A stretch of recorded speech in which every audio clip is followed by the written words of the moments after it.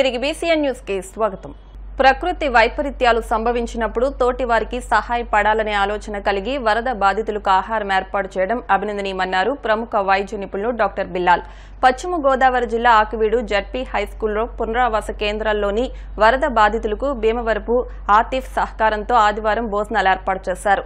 ఈ కార్యక్రమంలో MD Ajmal, MD Arif, Zakki Ahmed, పిన్నమరాసు Satyanarayanaraju, పెద్దబ్బాయితో పాటు ముస్లిం నాయకులు పాల్గొన్నారు. ఎమర్జెన్సీ ఫ్లడ్స్ వచ్చినాయో సమతా నగరంలో ఆ ఫ్లడ్స్ కి సంబంధించి ఏదైతే క్యాంప్ పెట్టారో మన హై స్కూల్లో, ఈ క్యాంప్ కి సంబంధించి దాతలు ప్రతిరోజు ఎవరో ఒకరు దాతలు వచ్చి అందరికి ఫుడ్ ఏర్పాటు చేయడం జరుగుతుంది. ఈరోజు మనం మైనార్టీ యొక్క నాయకుడు, మన మైనార్టీ సోదరుడు ఆతిఫ్ గారు మా ఈయన ఈరోజు భోజనం ఏర్పాటు చేయడం జరిగింది. వీళ్ళకి బిర్యానీతో పాటు అన్ని మంచి సదుపాయాలతో ముస్లిం సమాజం తరఫు నుంచి ఈయన ఇలా ఎలా ఏర్పాటు చేయడం, రేపు కూడా మన ముస్లింస్ కమిటీ తరఫు నుంచి వాళ్ళు కూడా భోజనం ఏర్పాటు చేయడం ఎన్నో జరుగుతుంది. సో వీటన్నిటికీ సహకరిస్తున్నటువంటి మా ముస్లిం పెద్దలు నాయకులు ఆతిఫ్ గారికి, ఈ ఎంత మంచి క్యాంపు నడుపుతున్నటువంటి గవర్నమెంట్ వారికి, వీటన్నిటికీ సాయం చేస్తున్నటువంటి మిగతా దాతలందరికీ కూడా ధన్యవాదాలు తెలియజేసుకుంటూ, ఆకివీడు మండలం మరియు చుట్టుపక్కల గ్రామాల్లో వరదలు విపరీతంగా నీళ్లు రావడంతో వాళ్ళందరూ నిస్సహాయతకి గురై వీళ్ళందరూ కూడా స్థానికంగా జిల్లా పరిషత్ హై స్కూల్లో నివాసం ఉంటున్నారు. వీళ్ళందరూ కూడా చాలా ఇబ్బంది పడుతూ ఈ రోజు భోజనాలు ఏవి కూడా లేక చాలా ఇబ్బందులు పడుతున్నారు. భీమవరపు ఆతిఫ్ గారు వీళ్ళందరికీ కూడా భోజన ఏర్పాటు చేయడం జరిగింది.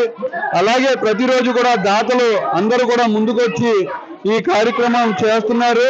దీంట్లో వాళ్ళందరికీ ఈ భోజనాలు ఏర్పాటు చేయడంలో కానీ ప్రభుత్వం తరఫున కూడా సహకరిస్తున్న వాళ్ళకి కూడా ఒకసారి అందరికీ ధన్యవాదాలు తెలియజేస్తూ, అలాగే ఈ కార్యక్రమం ఒక మంచి కార్యక్రమం. భోజనం పెట్టడం అన్నది చాలా పుణ్య కార్యక్రమం.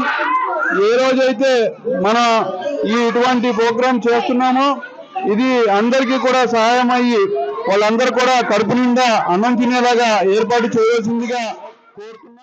మాజీ ముఖ్యమంత్రి జగన్మోహన్ రెడ్డిపై ఎన్డీఏ కూటమి నాయకులు విమర్శలు చేయడం మానుకుని ఏలేరు వరద ముంపు బాధితులను ప్రభుత్వం ద్వారా ఆదుకోవడంపై దృష్టి పెడితే మంచిదని వైసీపీ పిఠాపురం నియోజకవర్గ ఇన్ఛార్జ్ వంగ గీతా విశ్వనాథ్ హితవు పలికారు. పిఠాపురంలో ఆమె మీడియాతో మాట్లాడుతూ ఏలేరు వరదతో ముంపుకు గురైన గ్రామాల్లో ఉపాధి హామీ పథకం ద్వారా సామాన్య ప్రజలకు విస్తృతంగా పనులు కల్పించి ఆదుకోవాలని రాష్ట్ర ప్రభుత్వానికి విజ్ఞప్తి చేశారు. వరద వల్ల చాలా ఇబ్బందులు రైతులకి గురవడం జరిగింది. రైతులంతా చాలా ఆవేదనలో ఉన్నారు. వేలాది ఎకరాలు, ఇంచుమించుగా వ్యవసాయ శాఖ అధికారుల యొక్క సమాచారం ప్రకారమే 30,000 పైబడి మరి ఎకరాలు పంట మునిగిపోయి పంట పూర్తిగా నాశనమైన పరిస్థితి ఏర్పడిందని చెప్పడం జరిగింది. ఈ పరిస్థితులన్నీ చూసి జగన్మోహన్ రెడ్డి గారు, వైఎస్ఆర్సీపీ రాష్ట్ర పార్టీ అధ్యక్షులు, అదేవిధంగా మాజీ ముఖ్యమంత్రి వర్యులు వారు కూడా ఇక్కడికి వచ్చి ఈ ప్రాంతాన్ని పరిశీలించి రైతులందరితో స్వయంగా మాట్లాడాలి, రైతుల కష్టాలు తెలుసుకోవాలని చెప్పి వారు రావడం జరిగింది. వచ్చినప్పుడు కూడా మనందరం కూడా చూసాం. అపూర్వమైన స్వాగతం పలికారు మా పార్టీ క్యాడర్ కానీ, అభిమానులు కానీ, ప్రజలు కానీ. అందరూ కూడా జగన్ గారి మీద ఉన్న నమ్మకం, జగన్ గారు మాట ఇస్తే చేస్తారనే నమ్మకంతో వారందరూ కూడా దగ్గరకు వచ్చి వారి విషయాలని ఇక్కడ హెలిప్యాడ్ దగ్గర నుంచి మొదలై మళ్ళీ రమణక్కపేట వెళ్ళి మళ్ళీ రిటర్న్ అయ్యే వరకు కూడా అశాంతం ప్రజలు ఎక్కడికక్కడ ఆఫ్ చేసి వారిని కష్టాలను చెప్పడం జరిగింది. తర్వాత నిన్న పర్యటన మీద కూటమి నాయకులు రకరకాల వ్యాఖ్యానాలు చేయటం జరుగుతుంది.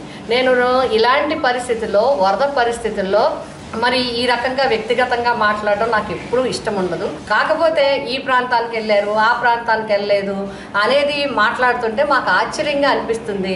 ప్రజలు కూడా చూసి ఏమనుకుంటారు అనేది కూడా మనకు కొంచెం గ్రహించాల్సిన అవసరం ఉంది. అలా అయితే ఎవరు ఎక్కడ ఏ ప్రాంతంలో తిరిగారు అనేది ఒక్కసారి చూసినట్లయితే మనం ఇప్పుడు ముఖ్యమంత్రి గారు వచ్చారు, సామలకోటలో చూశారు, పెద్దాపురం దగ్గర చూశారు, వెళ్ళిపోయారు. మా పిఠాపురం ఎందుకు రాలేదని ఎలాగది ఒక్కొక్కళ్ళు ఒక్కొక్క రిపోర్ట్ని బట్టి ఒక్కొక్క దాన్ని బట్టి వస్తారు. మరి జగన్ గారు వచ్చారు, ఎక్కడి నుంచి ఎక్కడికి ఎన్ని కిలోమీటర్లు తిరిగారు, 2 మండలాలు తిరిగారు, దగ్గర 5-6 గ్రామాల ప్రజలందరితో కూడా మాట్లాడారు. మిగతా ప్రజలందరూ కూడా గొల్లప్రోలు నుంచి అందరూ కూడా రావటం జరిగింది. వ్యాఖ్యానాలు అనేవి ఇలాంటి సందర్భంలో ప్రజల ముందు రాజకీయ నాయకులు చులకనవడం తప్ప దీనివల్ల రైతులకి ఏమీ ఉపయోగం ఉండదు. వాళ్ళ మీద వీళ్ళ మీద వాళ్ళు ఇవన్నీ పక్కన పెట్టి ఇప్పుడు ప్రభుత్వంలో ఉన్నవారు బాధ్యత వహించేవారు రైతాంగానికి ఏం చేస్తాము, రైతు కూలీలకి ఏం చేస్తాము, కౌలు రైతులకి ఏం చేస్తాము, ఈ 2.5 నెలలు పంట ఉండదు కాబట్టి ప్రజల్ని ఎలా ఆదుకుంటామనే దాని మీద దృష్టి పెట్టినట్లయితే ప్రజలకి ఉపయోగపడడం జరుగుతుంది. జార్ఖండ్ ముక్తి మోర్చా, రాష్ట్రీయ జనతాదళ్, కాంగ్రెస్ పార్టీలు జార్ఖండ్ రాష్ట్రానికి అతిపెద్ద శత్రువులని ప్రధాని మోదీ తీవ్రస్థాయిలో విమర్శలు గుప్పించారు. జార్ఖండ్ను కాంగ్రెస్ చాలా కాలంగా ద్వేషిస్తోందని చెబుతూనే ఆర్జేడీ ఇప్పటికీ రాష్ట్ర ఏర్పాటుపై ప్రతీకారం కోరుకుంటోందన్నారు. జార్ఖండ్లో నిర్వహించిన ఓ సభలో ప్రధాని మోదీ మాట్లాడారు. అధికారం జేఎంఎం పార్టీ ఆదివాసీ వర్గాలకు ద్రోహం చేస్తోందని, ఆదివాసీల ఓట్లతో అధికారంలోకి వచ్చిన వారు ఇప్పుడు ఆ వర్గాల అటవీ భూమిని ఆక్రమించిన వారితో చేతులు కలుపుతోందని దుయ్యబట్టారు. राज्य सरकार के संरक्षण में झारखंड के खान खनिज बालू सबकी लूट हो रही है। इन्होंने सेना की जमीन तक को नहीं छोड़ा। इन्होंने झारखंड के लोगों की जमीन को भी नहीं छोड़ा। मुझे यहां के लोग बता रहे थे, अपनी जमीन बचाने के लिए लोगों को बोर्ड लगाना पड़ता है कि जमीन बिकाऊ नहीं है। और ये हालत जमशेदपुर जैसे शहरों तक में है। जेएमएम वालों की अब चला चली की बेला आ चुकी है और इससे लोग बौखलाए हुए हैं। भाजपा के नेताओं पर झूठे केस लादे जा रहे हैं। सत्ता जाने के डर से इन्होंने अपना झूठ का पिटारा निकाल दिया है। आप मुझे बताइए, इन्होंने जब तक नौकरी नहीं तब तक बेरोजगारी भत्ता का वादा किया था। कितने बेरोजगार युवाओं को बेरोजगारी का भत्ता मिला क्या? इन्होंने शहरी रोजगार योजना शुरू की, शहरों में रोजगार मिला क्या? उल्टे वो योजना ही 2 महीने में बंद हो गई। हालात ये हैं कि भर्ती परीक्षाओं के नाम पर राज्य में 15 से ज्यादा युवाओं की जान तक चली गई। 15 नौजवान, उस मां के लाडले, उस बहन के भाई इस सरकार की गलत व्यवस्था के कारण अपनी जान गंवा बैठे। प्रदेश सरकार संवेदनशील होने की जगह जख्मों को कुरेदने में लगी है। इस घटना में जिन युवाओं की जिंदगी गई है, मैं उन्हें श्रद्धांजलि देता हूं, उनके परिवारों को सांत्वना देता हूं और मैं वादा करता हूं, झारखंड में कुछ ही महीनों के बाद जब बीजेपी सरकार बनेगी, एनडीए सरकार बनेगी, तो इस सारे मामले की जांच करवाई जाएगी। వార్తలు ముగించే ముందు ముఖ్యాంశాలు మరొకసారి.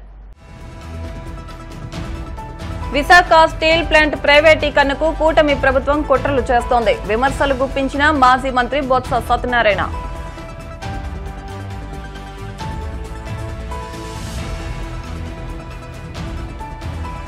చంద్రబాబు ప్రభుత్వ అసమర్థత కారణంగా రాష్ట్రం 700 ఎంబీబీఎస్ సీట్లు కోల్పోయింది. కాంగ్రెస్ సీనియర్ నేత తులసిరెడ్డి ధ్వజం.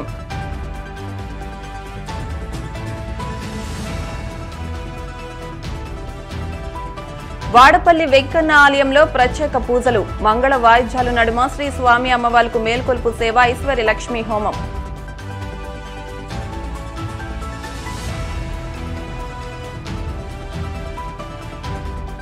జార్ఖండ్ రాష్ట్రానికి జేఎంఎం, ఆర్జేడీ, కాంగ్రెస్ పార్టీలు అతిపెద్ద శత్రువులు. తీవ్ర స్థాయిలో విమర్శలు గుప్పించిన ప్రధాని మోదీ. ఈ వార్తలు ఇంతటితో సమాప్తం. మరిన్ని వార్తల కోసం BCN digital YouTube channel, Facebook page ను ఫాలో అవ్వండి. అప్డేట్ వార్తల కోసం ప్లీజ్ సబ్స్క్రైబ్.